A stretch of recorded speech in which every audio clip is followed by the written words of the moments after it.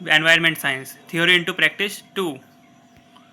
ये हमारी वीडियो बेहद ही खास रहने वाली है क्योंकि इस वीडियो में हम पूरा सिलेबस एक ही वीडियो में कवर करने वाले हैं, जो कि ऑलमोस्ट 15 to 20 मिनट्स की होने वाली है। ओके, सो चलिए स्टार्ट करते हैं आज की वीडियो स्टार्ट करने से पहले मैं एक चीज़ बता देना चाहता हूँ। जो भी चैनल पे न्यू आए हैं वो कृपया कर हमारे चैनल को सब्सक्राइब कीजिए एंड आपका जो भी फीडबैक है हमारे कमेंट सेक्शन में दीजिए। ओके,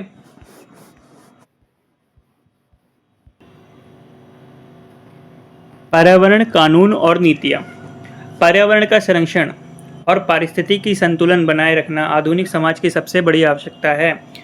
हमें पर्यावरण को बचाना और पारिस्थितिकी संतुलन बनाए रखना समाज को आज सबसे ज़्यादा इसकी ज़रूरत है, क्योंकि पर्यावरण नाम से ही समझ में आ रहा होगा, आपके सब्जेक्ट का नाम ही एनवायरनमेंट है। तो वहाँ पे इसमें जो आपको सारी चीज़ें देखने को मिलेगी वो नेचर को देखते हुए ही मिलेगी। लाइक आपको इसमें सारी चीज़ें जो है वो पर्यावरण के बारे में ही पढ़ना है। तो सबसे पहली चीज़ जो इसमें आती है वो यही है कि हमें पर्यावरण को बचाए रखना है। आपको सिर्फ ये लाइन याद रखनी है, पर्यावरण को बचाना। अब जब क्वेश्चन जो भी आए तो उसमें आपको यही बना बना के लिखना है, ठीक है। भारत सरकार ने समय समय पर प्रकृति पर वन्य जीवों की रक्षा के लिए कई महत्वपूर्ण अधिनियम पारित किए हैं, ठीक है। तो पर्यावरण को में देखा जा रहा था कि कई जगह फैक्ट्रीज लगी, कई जगह ये वो, तो उसके कारण क्या हो रहा है कि हमारा जो पर्यावरण है वो काफ़ी हद तक नष्ट हो चुका था। तो उसे ही देखते हुए 1980 में वन संरक्षण अधिनियम पारित किया गया। यह अधिनियम विनाश को रोकने और वन भूमि को गैर वानिकी कार्यों जैसे उद्योगों के निर्माण के उपयोग से रोकने के लिए बनाया गया था। जो लगातार फैक्ट्रीज लग रही थी पिछले टाइम्स पे, तो उस फैक्ट्री के निर्माण को रोकने के लिए ये अधिनियम बनाया गया, ताकि अब जो है वन के क्षेत्र में फैक्ट्रीज नहीं लगेंगी, ठीक है। इसके तहत वन भूमि को डाइवर्जन के लिए केंद्र सरकार की पूर्व अनुमति अनिवार्य है और भूमि के कोई से भाग को कुछ काम करने के लिए, भूमि के अगर वन भूमि पे आप कोई भी कार्य कर रहे हैं तो इसके लिए आपको सबसे पहले केंद्र सरकार की अनुमति लेनी पड़ेगी, ठीक है। अगला जो है हमारा 1972 वन्य जीव संरक्षण अधिनियम। पिछले जो हमने पढ़ा वो था वन संरक्षण, जंगलों को बचाना, और ये है वन्य जीव, वो जंगल के अंदर जो जानवर रहते हैं उसके संरक्षण के लिए बनाया गया था। क्योंकि आप देख रहे थे कि उस समय पे 1950 का जो टाइम था, उस टाइम पे हमारे जो जानवर है वो ज़्यादा ही घटते ही जा रहे थे डे बाय डे। तो उसको देखते हुए 1972 में एक कदम उठाया गया जिसमें वन्य जीव संरक्षण अधिनियम कहा जाता है, वाइल्ड लाइफ प्रोटेक्शन एक्ट, जिसमें भारत के जंगली जानवरों, पक्षियों, पौधों को सुरक्षा प्रदान करने वाला यह एक मुख्य कानून है। इसमें भारत के जंगली जानवरों पर ध्यान दिया गया, पक्षियों, पौधों जिनकी भी संख्या घटती जा रही थी उनको लिए संरक्षण कर दिया गया। इसके तहत शिकार पर प्रतिबंध लगा दिया गया। अब यहाँ पर जो शिकारी पहले खुलेआम शिकार कर रहे थे उस पर प्रतिबंध लगा दिया गया पूरी तरीके से, कि कोई भी अब जो है यहाँ पे शिकार नहीं कर सकता, ठीक है। और जो भी शिकार करता पाया गया तो उसे सरकार जो है वो जेल में उठाकर डाल देगी। राष्ट्रीय उद्यानों तथा वन्य जीव अभ्यारण्यों की स्थापना हुई।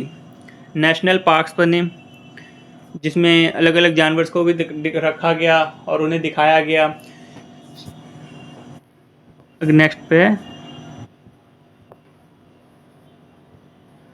1986 पर्यावरण संरक्षण अधिनियम। यहाँ पे भी वही चीज़ देखने को मिलेगी हमें दोबारा। भोपाल गैस त्रासदी के बाद पारित यह एक व्यापक कानून है। आपने देखा था 1984 के आसपास भोपाल में ना एक गैस त्रासदी हुई थी जिसमें काफ़ी लोगों की मौत हुई थी। तो वो गैस जब थी निकली तो उससे काफ़ी लोगों की डेथ हुई थी। इसके बाद सरकार ने एक नया कदम उठाया 1986 में, जैसा कि आप देख पा रहे हैं। इसमें आपको जो है भोपाल गैस त्रासदी के बाद पारित यह एक व्यापक कानून है। यह केंद्र सरकार को पर्यावरण प्रदूषण को रोकने, उद्यानों को विनियमित करने और पर्यावरण मानकों को तय करने की असीमित शक्तियाँ देता है। इसमें किस पर ध्यान दिया गया? उद्योगों से निकलने वाले जो भी केमिकल्स, धुएं या अन्य प्रकार की चीज़ें हैं जो कि हवा को ख़राब कर रहे हैं, और गैसों को उस बार क्या होता है, उस भोपाल में गैस लीक हुई थी जिसके कारण काफ़ी लोगों की मृत्यु हुई थी। तो उसी के चलते अब गवर्नमेंट ने इन सब पे फोकस करना शुरू कर दिया कि कौन सी उद्योग है, कौन सी कंपनी है, वो क्या कर रही है, कौन सी फैक्ट्री कौन सा उत्सर्जन कर रही है। तो इस पर ध्यान देने लगा, जिसमें हमें पर्यावरण को बचाने के लिए आगे और तत्पर रहने की आवश्यकता थी। 1974 जल प्रदूषण निवारण एवं नियंत्रण अधिनियम। आम से ही आपको समझ में आ रहा होगा, जल प्रदूषण निवारण एवं नियंत्रण मतलब जल प्रदूषण को रोकना और इस पर बैलेंस बनाए रखना। इसका मुख्य उद्देश्य जल निकायों, नदियों झीलों की स्वच्छता बनाए रखना, नदियों झीलों को बनाए रखना और जल प्रदूषण को रोकना है। इसी कानून के तहत केंद्रीय और राज्य प्रदूषण नियंत्रण बोर्डों, जिसमें हमारे दो आते हैं, CPCB एंड SPCB, जिसका फुल फॉर्म है central pollution control board and state pollution control board, इन दोनों की स्थापना की गई थी। याद रखना ये दोनों नाम आपको, जिसका मुख्य उद्देश्य जो था वो जल प्रदूषण को रोकना था। हालांकि इस पर नियंत्रण पाना इतना आसान नहीं है, परंतु फिर भी सरकार हमारी कोशिश कर रही है। 1981 वायु प्रदूषण निवारण एवं नियंत्रण अधिनियम, वायु की गुणवत्ता में सुधार करने और वायु प्रदूषण को नियंत्रित करने के लिए लागू किया गया था। इसमें बाद में 1987 में ध्वनि प्रदूषण को भी प्रदूषकों की श्रेणी में शामिल किया गया। वायु प्रदूषण निवारण, वायु प्रदूषण से बचने के लिए जो किया गया वो बताया जा रहा है इसमें। वायु की गुणवत्ता में सुधार लाने के लिए, वायु प्रदूषण को नियंत्रित करने के लिए इसे लागू किया गया था। इसमें बाद में 1987 में, 1981 के बाद 6 साल बाद ध्वनि प्रदूषण को भी इसी में शामिल करा गया। 1973 प्रोजेक्ट टाइगर, भारत सरकार द्वारा बंगाल टाइगर को विलुप्त होने से बचाने के लिए शुरू किया गया एक ऐतिहासिक संरक्षण कार्यक्रम था। प्रोजेक्ट टाइगर, नाम से समझ में आ रहा होगा टाइगर, जिसमें हमारा जो मुख्य उद्देश्य क्या था वो था टाइगर को बचाना।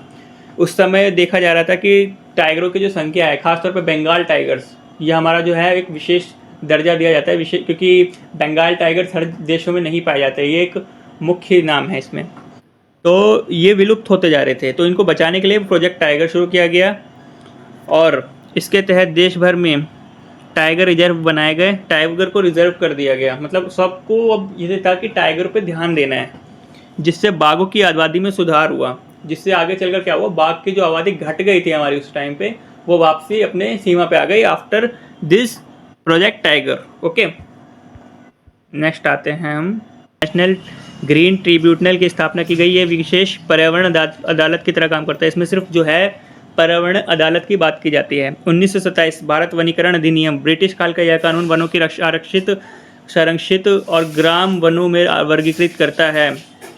इसका जो मुख्य उद्देश्य था, वनों को आरक्षित करना और उसको प्रोटेक्ट करना, और गांव जैसे क्षेत्रों में गांव के जो जितने ही वन है उसमें वर्गीकृत करता है। इसका मुख्य उद्देश्य वन उत्पादों की आवाजाही को नियंत्रित करना था।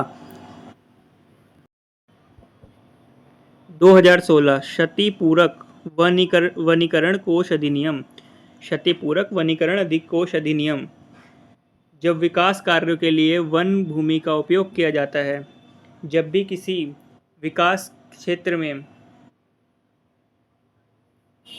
जब कहीं पे डेवलप करने के लिए जंगलों या वन का कोई टुकड़ा लिया जाता है, तो उससे आया हुआ पैसा वो गवर्नमेंट को प्राइवेट कंपनीज देती हैं, जिससे वो गवर्नमेंट उसी पैसों को किसी दूसरी जगह पर वन लगाकर उसे बैलेंस करके रखती है, जो हमारा पर्यावरण है, ताकि वन को हटाकर लगाया गया फैक्ट्रीज को आया गया पैसा दूसरे वन को लगाने के लिए यूज़ किया जाता है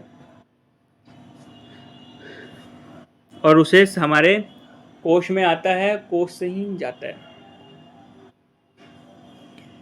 1991 सार्वजनिक दायित्व बीमा अधिनियम, खतरनाक उद्योगों में काम करने वाले श्रमिकों के आसपास रहने वाले लोगों को किसी दुर्घटना या गैस रिसाव की स्थिति में तत्काल वित्तीय राहत या मुआवजा प्रदान करने का प्रावधान है। जब कहीं पे खतरनाक फैक्ट्रीज या हैवी फैक्ट्रीज लगती हैं, तो वहाँ पर काम करने वाले मजदूरों, लेबर्स, इन सबको और साथ ही साथ आसपास रहने वाले लोगों को किसी भी दुर्घटना या गैस रिसाव की स्थिति में तत्काल वित्तीय उन्हें पैसों से और मुआवजा प्रदान किया जाता है, जिससे वो अपनी स्थिति को वापसी बेहतर कर पाएँ। 2002 जैव विविधता अधिनियम, जैव विविधता मतलब पर्यावरण ही है, जैव विविधता जिसमें हमारे सभी जानवर, जीव तथा इसी के साथ साथ हमारे आसपास का सारा नेचर आता है, पहाड़, पौधे, यही जैव अधिनियम है। इसको भारत की समृद्ध जैव विविधता और पारंपरिक ज्ञान के संरक्षण, इसके सतत उपयोग और जैविक संसाधनों से होने वाले लाभों के समान वितरण के लिए इसे लागू किया गया।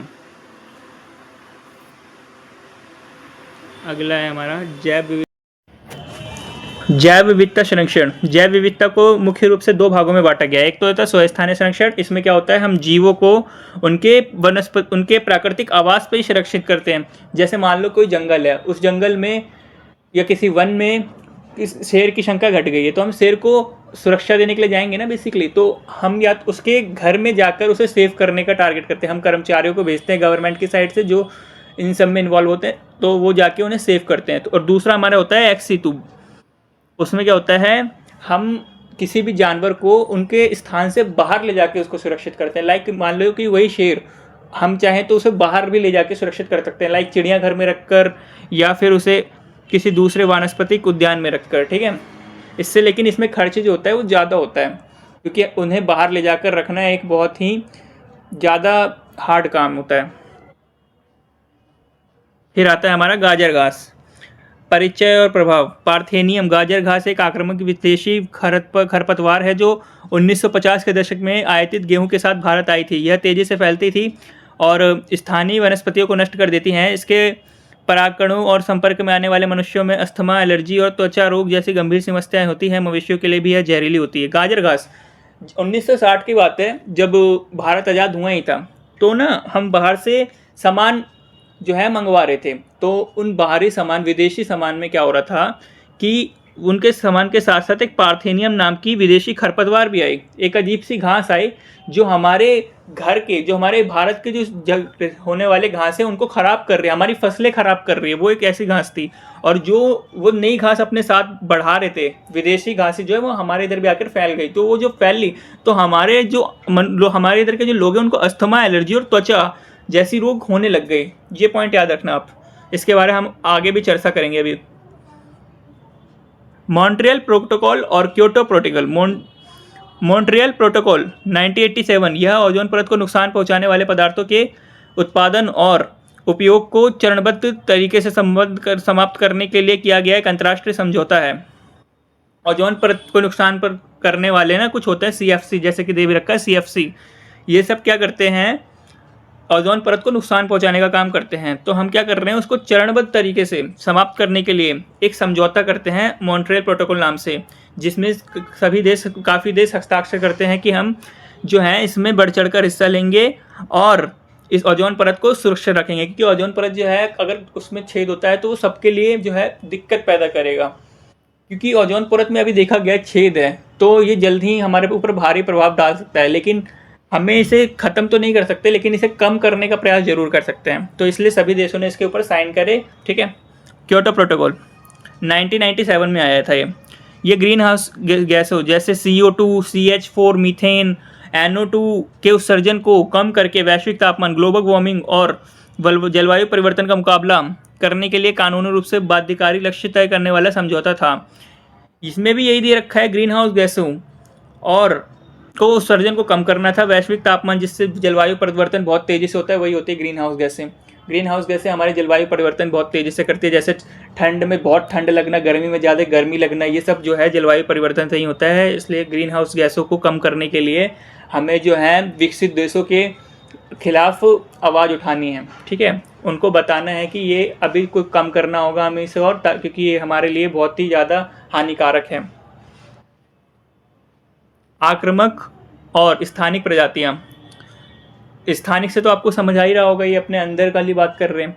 तो स्थानिक प्रजातियां ये वह पौधे या जीव होते हैं जो पूरी दुनिया में केवल एक ही विशिष्ट भौगोलिक क्षेत्र जैसे पश्चिमी घाट में पाए जाते हैं। ये ऐसे पौधे होते हैं या ऐसे जीव होते हैं जो कि एक एरिया में होते हैं। जैसे आप देख सकते हो टाइगर, एक बंगाल टाइगर है, वो सिर्फ बंगाल में ही है, ठीक है। वैसे ही एक और होता है पश्चिमी घाट। पश्चिमी घाट पे कई अलग अलग ऐसे जीव देखने को मिलते हैं जो दुनिया में कहीं नहीं है, वो सिर्फ एक ही स्थान पे होते हैं, तो वो स्थानिक प्रजातियां कहलाते हैं।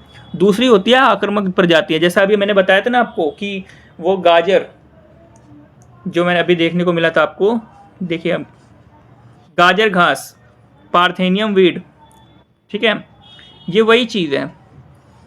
ये क्या करती हैं, ये बाहरी या विदेशी प्रजातियां होती हैं जो हमने बाहर से मंगवाया था, इंपोर्ट किया था। वो इंपोर्टेड हमारे पास आकर हमारे घासों में भी मिल गई और ये हमारी फसलों को नुकसान पहुंचाया, और साथ ही साथ इन्होंने काफ़ी बीमारियां भी पैदा की जो नहीं हमारे साथ आई, ठीक है। इस नए वातावरण में आने के बाद बहुत तेज़ी से फैली और वहाँ की लोकल प्रजातियों के अस्तित्व के लिए खतरा बन जाती है, और साथ ही हमारी फसलों को भी नुकसान पहुँचाया। तो जैसे कि जीव भी आते थे, ज़रूरी नहीं कि सिर्फ घास ही आती थी, कई ऐसी चीज़ें जो आई थी। तो जब जीव भी आए तो उसने भी हमारे जो जीव हैं उनको नष्ट किया। बिकॉज जब वो कोई भी जीव बाहर से आता है तो वो रिप्रोडक्शन के थ्रू जो है वो सब कुछ चेंज कर देता है यहाँ आके, ठीक है। भूमंडलीय उष्मीकरण और स्वच्छ ऊर्जा, global warming and clean energy, ये तो आपका फेवरेट क्वेश्चन होने वाला है क्योंकि ये ऑलमोस्ट सभी को बच्चों को आता है मेरे ख्याल से, बट फिर भी मैं इसे एक्सप्लेन कर देता हूँ। भूमंडलीय उष्मीकरण, ग्लोबल वार्मिंग आज के समय में पूरी दुनिया के लिए एक गंभीर संकट बन चुका है। इसका मुख्य कारण जीवाश्म ईंधन, कोयला, पेट्रोल, डीजल के अत्यधिक उपयोग से निकलने वाले ग्रीन हाउस गैसेस हैं। इस संकट से निपटने और पृथ्वी को बचाने के लिए स्वच्छ ऊर्जा विकल्प ही एकमात्र सबसे प्रभावी समाधान है, ठीक है। जैसे कि आप देख रहे हो ग्रीन हाउस गैस, जैसे हमने पहले ही बात करी थी, ग्रीन हाउस गैस वही होती हैं जो कि पेट्रोल, डीजल इन सब के इस्तेमाल से होता है, जो हम बिजली बना रहे कोयले के थ्रू, इन सब से जो है ग्रीन हाउस गैसें उत्पन्न होती है जो हमारे लिए काफ़ी हानिकारक सिद्ध हो रही है, जो और इससे स्वच्छ ऊर्जा खराब हो रही है। तो स्वच्छ ऊर्जा अगर हम इस्तेमाल करते हैं तो ये हमें बचा सकते हैं इसे। जैसे कि हम पढ़ाते हैं क्या होता है स्वच्छ ऊर्जा के प्रकार। सौर ऊर्जा, भारत जैसे धूप वाले देश के लिए यह सबसे बड़ा वरदान है, क्योंकि आप जानते हैं धूप का जो प्रभाव है सबसे ज़्यादा हमारे देश में ही पाया जाता है।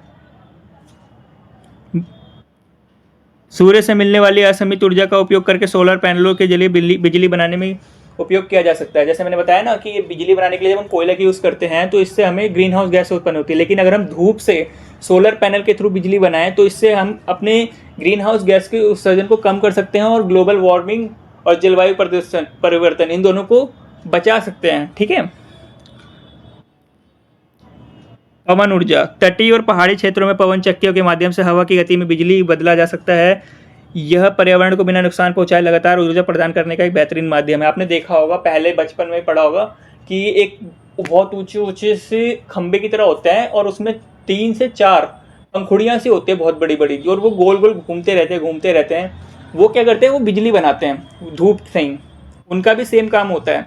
तो अगर हम उससे बिजली बनाएंगे ना तो कोयले का यूज़ नहीं होगा, और कोयले का यूज़ नहीं होगा तो इससे हम अपनी ग्रीन हाउस गैसों को बचा सकते हैं, राइट। तो इसी के लिए हम इसके उपयोग करके इसको कम कर सकते हैं। इससे पर्यावरण को नुकसान भी नहीं होगा और हमारा काम भी हो जाएगा, ठीक है। आगे चलते हैं। जल विद्युत ऊर्जा, बहते हुए पानी या बांधों से टरबाइन चलाकर बड़े पैमाने में बिजली पैदा की जा सकती है। एक भरोसेमंद और नवीनीकरण स्रोत है।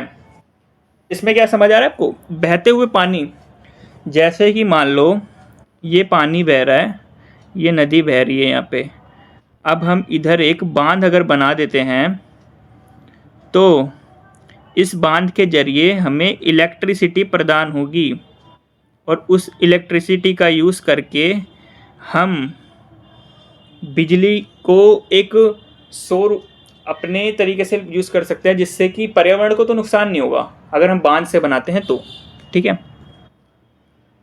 परमाणु ऊर्जा और हाइड्रोजन ईंधन, परमाणु ऊर्जा ईंधन कम ईंधन में भारी मात्रा में बिना कार्बन वाली बिजली देती है। वहीं ग्रीन हाइड्रोजन को भविष्य का ईंधन माना जा रहा है, जो भारी उद्योगों और परिवहन क्षेत्र को प्रदूषण मुक्त बना रहा है। जैसे कि ग्रीन हाइड्रोजन जो है ना, वो आने वाले टाइम में हम उसे फ्यूचर का एक अच्छा वो प्रेडिक्ट कर रहे हैं कि हमारे लिए अच्छा होने वाला है, क्योंकि ये क्या कर रहा है, फैक्ट्रियों को प्रदूषण मुक्त बना रहा है।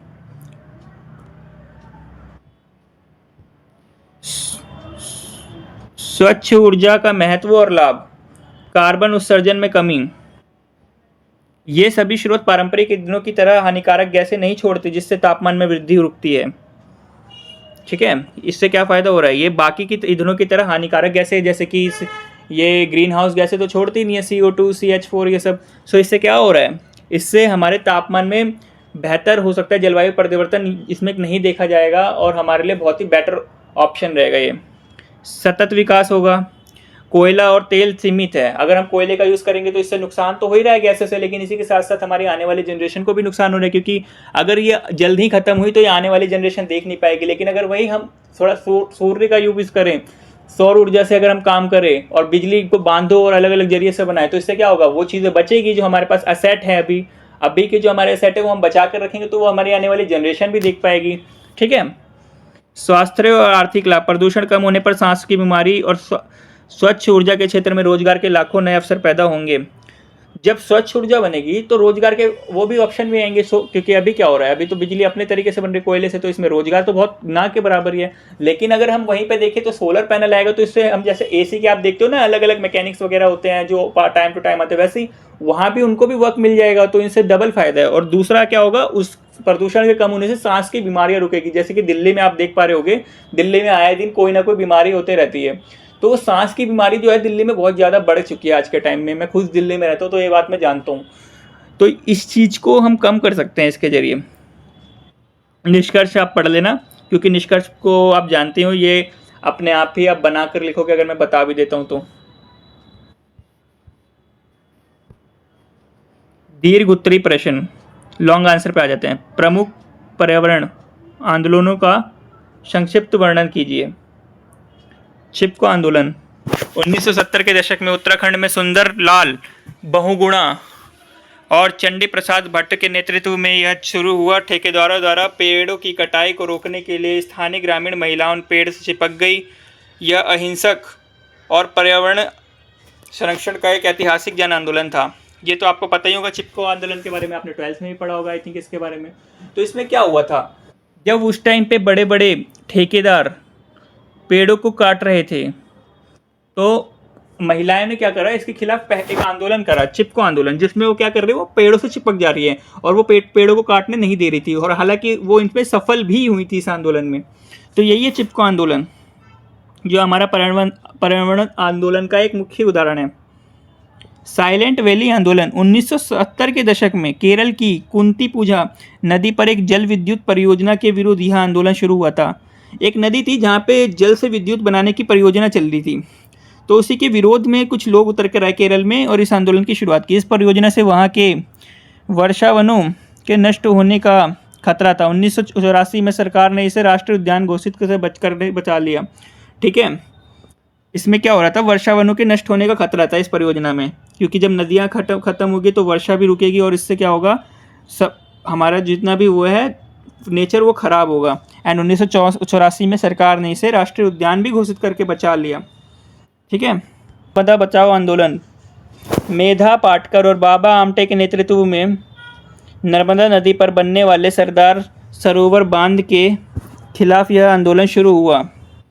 इसका मुख्य उद्देश्य बांध निर्माण के खिलाफ लाखों आदिवासियों के विस्थापन और पर्यावरण का होने वाले नुकसान को रोकना था।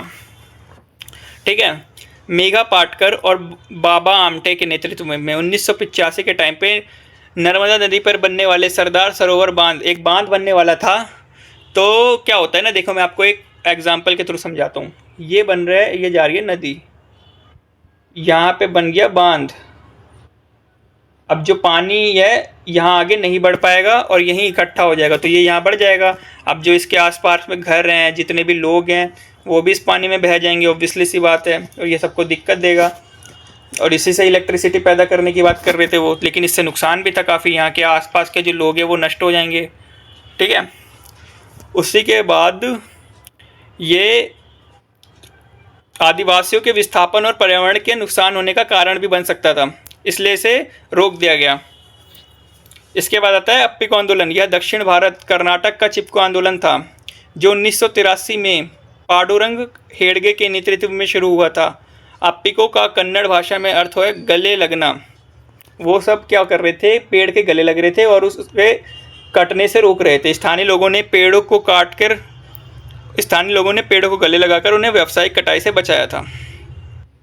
भारत में पर्यावरण आंदोलनों पर एक विस्तृत निबंध लिखिए। आंदोलनों का वर्गीकरण, वन और वृक्ष संरक्षण आंदोलन। इसमें सबसे पहला जो था चिपको आंदोलन 1973 का आता है, जिसने वैश्विक स्तर पर पर्यावरण का चेतना को जगाया। इसी से प्रेरित होकर दक्षिण भारत में अप्पिको आंदोलन चला 1983 में। इन आंदोलन ने यह साबित किया कि वनों की कटाई को रोकने से मिट्टी, पानी और शुद्ध हवा के आधार बचते हैं। अगर हम वनों की कटाई रोक देते हैं तो इससे मिट्टी, पानी और हवा शुद्ध रहती है, क्योंकि ये पर्यावरण को नुकसान अगर पहुंचाएंगे तो इससे सारी चीज़ें नष्ट होगी। इसके बाद आता है जल और विद्युत परियोजना के खिलाफ आंदोलन। बड़े बांधों के निर्माण में विशाल वन क्षेत्र जलमग्न हो गए और लाखों लोग बेघर हो गए। केरल के साइलेंट वैली आंदोलन का एक अनूठा उदाहरण था कि जिसने विकास पर पर्यावरण को प्राथमिकता दी। वही नर्मदा बचाओ आंदोलनों ने विकास के मॉडल पर गंभीर सवाल उठाए और विस्थापित आदिवासियों के मानवाधिकारों की लड़ाई लड़ी। जैसा मैंने अभी बताया था कि जब बांध बनता है तो उसके पीछे पानी इकट्ठा होता है, जो पानी इकट्ठा होता है वो पानी रुक जाता है और वहाँ के जितने भी आसपास के लोग रहते हैं वो लोग भी उस पानी में बह जाते हैं और उनका घर भी ख़त्म हो जाता है। तो इसके खिलाफ भी वो आवाज़ उठी है काफ़ी।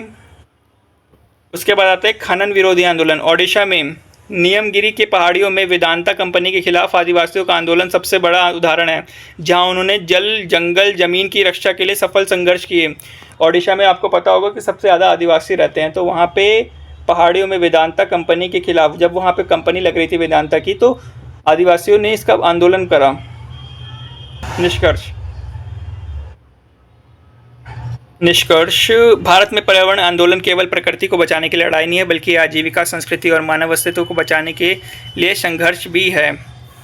ये भारत में जो है वो पर्यावरण आंदोलन जो होते हैं वो केवल प्रकृति के लिए नहीं होते, बल्कि ये संस्कृति को बचाने के लिए भी होते हैं, मानव अस्तित्व को बचाने के लिए होते हैं और आजीविका को बचाने के लिए होते हैं। क्यों?